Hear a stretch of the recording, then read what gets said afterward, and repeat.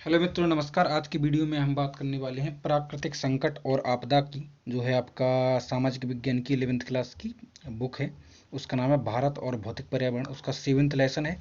इस वीडियो में आपको बिल्कुल सही तरीके से और अच्छे से एक्सप्लेन हो जाएगा, एक भी क्वेश्चन आपका नहीं छूटेगा। वीडियो को पूरा देखें। चलिए शुरू करते हैं। देखिए, सबसे पहले आपको किताब में देखने के लिए मिलेंगे बहुवैकल्पिक प्रश्न, है ना। पाठ का नाम है प्राकृतिक संकट तथा आपदाएं। प्राकृतिक संकट और आपदाओं का मतलब होता है भैया कि ऐसी आपदाएं या ऐसा संकट जो प्रकृति के द्वारा उत्पन्न होता है, मतलब मानव निर्मित ना हो। जैसे कि मानव निर्मित आपदाएं संकट भी हो सकते हैं, जैसे कि परमाणु बम जैसी युद्ध हुआ, ये मानव निर्मित है, मानव के द्वारा उत्पन्न किए जाते हैं। लेकिन जो प्रकृति के द्वारा, जैसे बाढ़ हुआ, भूकंप हुई, है ना, सूखा, इस प्रकार की जो आपदाएं होती हैं वो प्रकृति के द्वारा उत्पन्न होती हैं। तो आज हम इस चैप्टर में इन्हीं के बारे में पता करेंगे कि प्राकृतिक संकट और आपदाएं, डिजास्टर क्या है। तो चलिए शुरू करते हैं। सबसे पहले आपसे कहा गया है कि बहुवैकल्पिक प्रश्न कि इनमें से भारत के किस राज्य में बाढ़ अधिक आती है। तो भैया जो असम है, आपका असम राज्य है, उसमें बाढ़ जो है अधिक आती है। बाढ़ से आप जानते होंगे, है ना, जल भराव हो जाता है अनावश्यक रूप से सभी जगह, और जब जल खाली होता है तो वहाँ कीचड़ और महामारी जैसी बीमारियां भी फैल सकती हैं। अगला है कि उत्तरांचल के किस जिले में, उत्तरांचल मतलब उत्तराखंड जो अभी उसका नाम है, कि उत्तरांचल के किस जिले में मालपा भूस्खलन आपदा घटित हुई थी। तो इसका सही उत्तर है पिथौरागढ़। तो ये भूस्खलन मतलब होता है कि जमीन जो है, जैसे पहाड़ हुआ तो इसकी जो जमीन है, इसकी मिट्टी जो है खिसक जाती है, और इधर अगर रोड है तो रोड पर भी वो जमीन, वो मिट्टी खिसक के तबाही मचा सकती है, और बाहर निकलते हैं तो उनको भी अपनी चपेट में ले लेती है। घर वगैरह होते हैं, लोग होते हैं, तो उनको भी अपनी चपेट में ले लेती है। तो उसको भूस्खलन मतलब भूमि का खिसकना। ठीक है। अगला है आपका कि इनमें से कौन सी राज्य में सर्दी के महीने में बाढ़ आती है। सर्दी के महीना मतलब कि ठंड के महीने में बाढ़ आती है। तो ये तमिलनाडु में सर्दी के महीने में बाढ़ आ जाती है। इनमें से किस नदी में मजौली नदीय द्वीप स्थित है। तो ब्रह्मपुत्र नदी जो है वो मजौली नदीय द्वीप में स्थित है। ब्रह्मपुत्र नदी, है ना। अपने इंडिया की सबसे लंबी नदी कौन सी है, वो है गंगा नदी। ठीक है।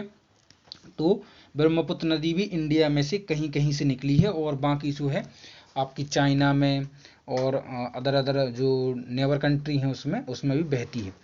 तो माजुली द्वीप इसको कहा जाता है बेसिक। तो मजौली नदी द्वीप स्थित है तो ब्रह्मपुत्र नदी में। नदी द्वीप, नदी द्वीप मतलब होता है भैया कि नदी के बीच में ऐसी जगह जहाँ पर हम रुक सकते हैं आराम से, और ऐसी नदी बहती आ रही है, तो ऐसी, तो बीच में ऐसी जगह है ना, जमीनी जगह, और इधर उधर से नदी बहती है, तो ये नदी द्वीप तो जो है ये ब्रह्मपुत्र नदी में है।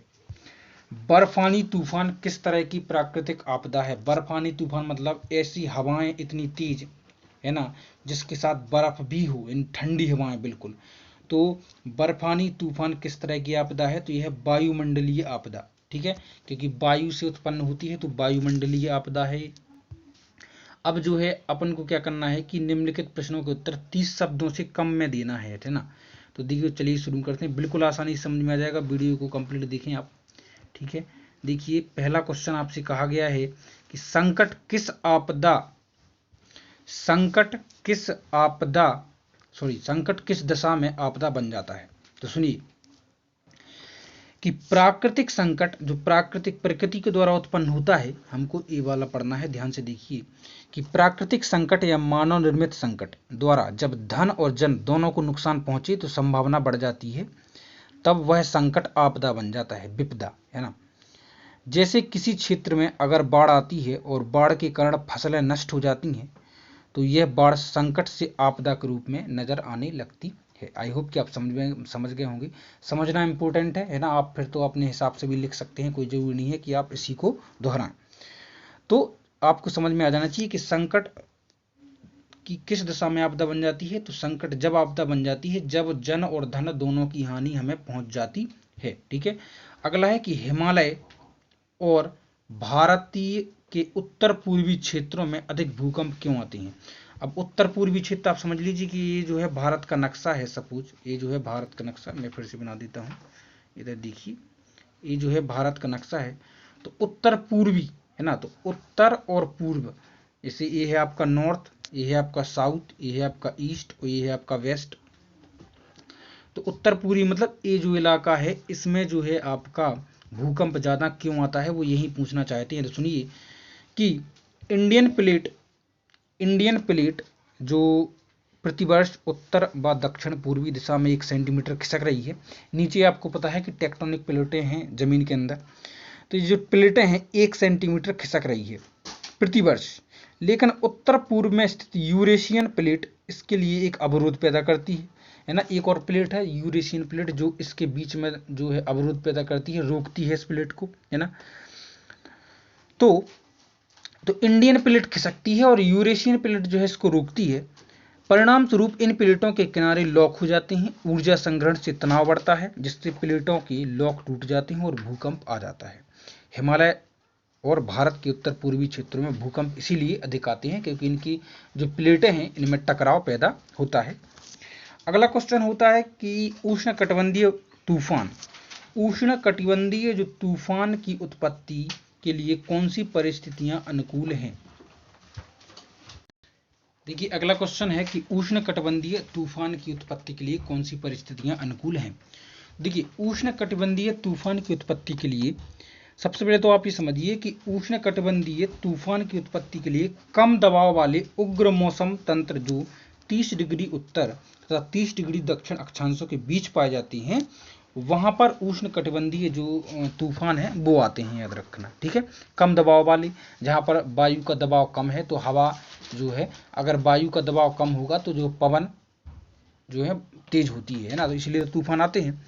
और उनके लिए कौन सी परिस्थितियां अनुकूल हैं, तो देखिए तीव्र कोरियोलिस बल अगर होगा और क्षोभ मंडल जो है आपका जो मंडल है जैसे वायुमंडल की स्तर होते हैं ना, तो उसमें क्षोभ मंडल में अस्थिरता होगी और मजबूत ऊर्ध्वाधर वायुफान अगर अनुपस्थित होगा तो यह जो परिस्थितियां अगर होंगी तो जो है उष्णकटिबंधीय तूफान जरूर आएगा, ठीक है। अगला क्वेश्चन देखिए बहुत ही सिंपल है, क्या है कि पूर्वी भारत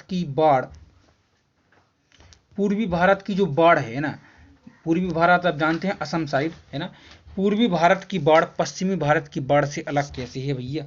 तो देखिए इतना इजी है जी वाला क्वेश्चन। देखिए इसमें क्या है कि पूर्वी भारत की बाढ़ इसलिए अलग है क्योंकि देखो मैं आपको एक वो बना के बताता हूँ। अगर ये जो है भारत का नक्शा है तो उनका कहने का मतलब है कि जो पूर्वी भारत की बाढ़ है ये पश्चिमी भारत की बाढ़ से अलग है जी, पश्चिमी है, ये पूर्वी है, ठीक है। तो देखिए कि पूर्वी भारत में ब्रह्मपुत्र, गंगा, दामोदर, महानदी, कृष्णा, कावेरी, गोदावरी ये बड़ी बड़ी नदियां जो है ना आदि हैं, जबकि पश्चिमी भारत में लूनी, माही, नर्मदा, ताप्ती और प्रमुख हैं, ये सब नदियां हैं। तो पश्चिमी में अधिकतर जो है प्रायद्वीपीय नदियां हैं जो जमीन से निकलती हैं और पूर्वी में जो है आपकी हिमालयी नदियां हैं जो बारहमासी हैं, जो साल भर पानी से लबालब रहती हैं।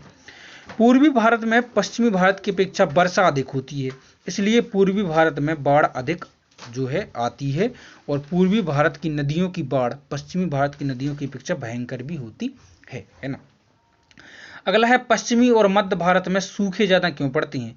पश्चिमी और मध्य भारत में, तो फिर मैं आपको एक स्केच बना के बताता हूँ कि अगर ये आपका भारत है ना, तो देखिए आपसे कहा गया है कि पश्चिमी क्षेत्र में जहाँ राजस्थान गुजरात साइड है ना, और ये मध्य भारत में मध्य प्रदेश साइड है ना, इनमें सूखा अधिक क्यों पड़ता है, तो भैया यहाँ पानी की कमी है। तो सुनिए कि पश्चिमी और मध्य भारत में कम वर्षा होती है जिसके कारण भूतल पर जल की कमी हो जाती है, भूतल पर यानी जमीन पर कम वर्षा, अत्यधिक वाष्पीकरण है ना, वाष्पीकरण अत्यधिक होता है यानी जो भाप बनता है पानी जमीन से सीधा सूर्य की ताप के कारण और ऊपर चला जाता है। जलाशयों में भूमिगत जल के अत्यधिक प्रयोग से, और जो जलाशय भरे रहते हैं तालाब, नदियां वगैरह, तो इनमें क्या है अधिकतर जो है सिंचाई वगैरह इन्हीं से होती है, प्रयोग से सूखे की स्थिति पैदा होती है। पश्चिमी भाग मरुस्थलीय और मध्य पर्वतीय भाग पठारी है। इन दोनों क्षेत्रों में जब वर्षा कम होती है तो सूखे की स्थिति उत्पन्न होती है। तो मोस्टली जो देखा गया है कि वर्षा से ही उत्पन्न होता है सूखा, है ना। अगर वर्षा अगर कम होगी तो सूखा पड़ेगा ही, ठीक है। अगला है कि 125 शब्दों में इसका आंसर दें, तो देखिए बिल्कुल इजी, कोई दिक्कत नहीं आएगी। समझना है आपको कि भारत में भूस्खलन प्रभावित क्षेत्रों की पहचान करें और इस आपदा से निवारण के कुछ उपाय बताएं। तो सबसे पहले तो आप ये समझ लीजिए कि आपसे कहा गया है कि पहचान बताएं जहां जहां पर भूस्खलन की समस्या उत्पन्न होती है। तो सुनिए तो देखिए, भारत में भूस्खलन प्रभावित क्षेत्रों में हिमालय की युवा पर्वत श्रृंखलाएं मतलब जो अभी नई नई पर्वत श्रृंखलाएं बनी हुई हैं, अंडमान निकोबार, पश्चिमी घाट और नीलगिरी में अधिक वर्षा वाले क्षेत्र, नीलगिरी जो पर्वत श्रेणी है उसमें अधिक वर्षा वाले क्षेत्र, उत्तर पूर्वी क्षेत्र भूकंपी प्रभावित क्षेत्र, अत्यधिक मानव क्रियाकलाप वाले क्षेत्र जहाँ पर उद्योग वगैरह हैं, है ना, माइंस खदानें हैं, जिनमें सड़क और बांध निर्माण भी आते हैं। और क्या कहा गया है, और कहाँ पर, हिमालय पार के कम वर्षा वाले क्षेत्र जैसे लद्दाख और हिमाचल प्रदेश, अरावली पहाड़ियों में कम वर्षा वाले क्षेत्र, पश्चिमी व पूर्वी घाट के दक्कन पठार, है ना, वृष्टि छाया क्षेत्र, कभी कभी भूस्खलन होता है। इसके अतिरिक्त झारखंड, उड़ीसा, छत्तीसगढ़, मध्य प्रदेश, महाराष्ट्र, है ना। अब हम समझ लेते हैं कि भूस्खलन जो है इसके निवारण कैसे होंगे, निवारण, है ना। तो भूस्खलन वाले क्षेत्रों में अगर हम यदि वृक्षारोपण अधिक करें तो भूस्खलन कम होगा, क्योंकि वृक्षों की जो जड़ें हैं वो मिट्टी को बांध के रखती हैं। तीव्र ढाल को कम करने के लिए सीढ़ीनुमा खेत बना देना चाहिए। जैसे पहाड़ी क्षेत्रों में ढलान होगी तो मिट्टी ज़्यादा बहेगी, इसीलिए सीढ़ीनुमा खेत बनाने चाहिए, है ना। भूस्खलन वाले क्षेत्रों में सड़क के किनारे तथा गांव के किनारे प्रतिरोध दीवारों को बना देना चाहिए, जिससे कि अगर भूस्खलन होता भी है तो जो है नुकसान कम हो लोगों को। अधिक ढाल वाले या भूस्खलन वाले क्षेत्रों में मकान या भवन निर्माण नहीं करना चाहिए। यदि नदी की धारा अवरुद्ध ना हो, इसके लिए पर्वतीय क्षेत्रों में नदी के किनारे तटबंध बनाना चाहिए, जिससे नदी जो है उसका बहाव मुड़े ना, है ना, बहाव कटे ना और उसका पानी यहाँ वहाँ ना फैले, इसलिए उसके तटबंध मतलब उसकी जो बाउंड्री है, किनारे हैं, उनको मजबूत कर देना चाहिए। इससे जो है भूस्खलन जो है रुकेगा। अगला क्वेश्चन है कि सुविधता क्या है। सूखे के आधार पर भारत को प्राकृतिक आपदा भेद्यता क्षेत्रों में विभाजित करें और इसके निवारण के उपाय भी बताएं। तो देखिए, इसका आंसर है प्राकृतिक संकटों या प्राकृतिक आपदाओं द्वारा आसानी से प्रभावित करने की क्षमता को सुवेद्यता कहा जाता है। मतलब जो प्राकृतिक आपदाएं होती हैं ये आसानी से लोगों की जनधन की हानि पहुंचाती हैं और आसानी से जहां क्षेत्र किसी भी क्षेत्र को प्रभावित करती हैं, इसी की क्षमता को सुवेद्यता कहा जाता है। मतलब जहां अगर मान लीजिए कि जहां कम उन्होंने नुकसान पहुंचाया है आपदाओं ने तो वहां कम सुवेद्यता, और जहां ज़्यादा नुकसान पहुंचाया है तो वहां ज़्यादा सुवेद्यता कहा जा सकता है। तकनीकी विकास ने मानव को पर्यावरण को प्रभावित करने की क्षमता प्रदान की है। इससे मनुष्य ने प्राकृतिक संकट या आपदा के खतरे वाले क्षेत्रों में भी गहन गतिविधियां शुरू कर दी हैं, जिसने प्राकृतिक संकटों या आपदाओं की सुविधता को बढ़ाया है। सूखे की तीव्रता के आधार पर भारत को, देखिए आपको मेन जो है आपका कि सुविधता क्या है तो वो आपको पता चल गया है। और दूसरा इसमें पूछा गया है कि आपदा वाले क्षेत्र जो है सूखा प्रभावित क्षेत्र उनको बताना है। तो सबसे अत्यधिक सूखा प्रभावित क्षेत्र कौन कौन सा है सुनिए, कि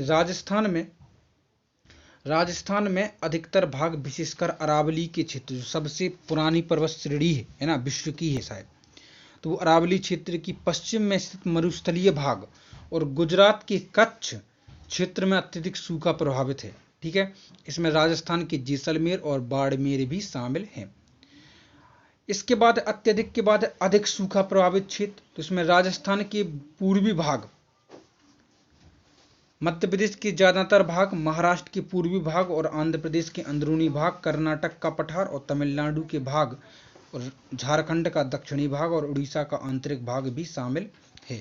इसके बाद आता है आपका मध्यम सूखा प्रभावित क्षेत्र, तो मध्यम में है आपका राजस्थान के उत्तरी भाग, हरियाणा, उत्तर प्रदेश के दक्षिणी जिले। इसमें आप कुछ ना लिख करके थोड़ा 3 4 लिख देंगे तो आपका काम चल जाएगा। और सूखा निवारण के उपाय क्या है सुनिए ध्यान से, इंपॉर्टेंट है कि सूखे से राहत के लिए युद्ध स्तर परियोजनाएं चलाई जानी चाहिए। भूजल के भंडारों की खोज के लिए, भूजल मतलब पानी का भंडार, सुदूर संवेदन उपग्रह मानचित्र तथा भौगोलिक सूचना तंत्र जैसी विविध युक्तियों का उपयोग किया जाना चाहिए। लोगों के सक्रिय सहयोग से वर्षा के जल को समन्वित कार्यक्रम भी उपयोगी है। मतलब वर्षा जल संरक्षण, वर्षा की जल को कैसे संरक्षित करके रखा जा सकता है। कुछ अन्य उपाय हो सकते हैं जल संग्रहण के लिए, छोटे बांधों का निर्माण, वन रोपण, सूखा रोधी फसल उगाने, और महाराष्ट्र की पानी पंचायत और हरियाणा की सूखा माजरी प्रयोग सूखे के मुकाबले के लिए लोगों द्वारा सुप्रक्रियात प्रयत्न है। मतलब बेसिक तौर पे आपसे ये कहा जाए कि वनस्पतियों का कम दोहन और पेड़ों की कम कटाई ही हमें इस आपदा से बचा सकती है ना। अब अगला क्वेश्चन है कि किस स्थिति में विकास कार्य आपदा का कारण बन जाता है। विकास कार्य, जब हम किसी चीज के लिए विकास करते हैं, बढ़ोतरी करते हैं, डेवलपमेंट करते हैं, तो वही जो है हमें संकट उत्पन्न करता है, आपदा उत्पन्न करता है। तो देखिए इसका आंसर है कि आपदा में बाढ़, सूखा, चक्रवात, सुनामी, भूकंप आदि आते हैं। जब नदी में बाढ़ आती है तो बाढ़ का पानी आसपास के क्षेत्रों में फैल जाता है, जिससे आसपास की भूमि की उर्वरा शक्ति बढ़ जाती है। आज कई बड़े बड़े बांध बनाकर विद्युत का निर्माण, भूमि का संचित करना, जल आपूर्ति जैसे कार्य किए जाते हैं, लेकिन बांध के टूटने पर बाढ़ का खतरा हो सकता है। अब देखो, जो हम विकास करने वाले थे अपना, उसी से हमें खतरा भी उत्पन्न हुआ कि अगर बांध टूट जाए तो आसपास के क्षेत्रों में जल भराव हो जाएगा और बाढ़ भी आ सकती है। आज की परमाणु शक्ति ऊर्जा के प्रमुख स्रोत बन चुके हैं, है ना। परमाणु शक्ति, उद्योग से अर्थव्यवस्था का विकास होता है, लेकिन औद्योगिक दुर्घटना कई बार आपदा का रूप ले लेती है, जैसे कि भोपाल गैस कांड में काफ़ी लोग मर गए थे कि कोई मिथाइल आइसोसाइनेट जो गैस है वहाँ से लीक हो गई थी, जहाँ से उर्वरक जो है बनाए जाते थे। ज्वालामुखी भी एक आपदा का एक रूप है, लेकिन ज्वालामुखी के उद्गार से काली मिट्टी का निर्माण होता है, जो कपास की फसल के लिए उपयुक्त होती है। उद्योगों, यातायात के मार्गों के निर्माण, बांधों के निर्माण के लिए काफ़ी मात्रा में वन काटे जाते हैं, जिससे कि सूखे की स्थिति उत्पन्न होती है, जो वर्षा को प्रभावित करते हैं, है ना। और हमें अगर कोई भी प्रकार का विकास चाहिए तो हमें जो है माइंस, खदानों से जो है खनिजों को खोदना पड़ता है, तो वहाँ पर भूस्खलन की समस्या उत्पन्न हो सकती है ना। तो इस प्रकार से जब हम अपना विकास के लिए कदम आगे बढ़ाते हैं तो वही हमें अपनी संकट का जो है एक प्रकार से साधन भी बन जाता है, संकट उत्पन्न होता है उससे। आई होप गाइस कि आपको समझ में आया होगा। वीडियो को लाइक और चैनल सब्सक्राइब करें। मिलते हैं अगले चैप्टर में। Take care.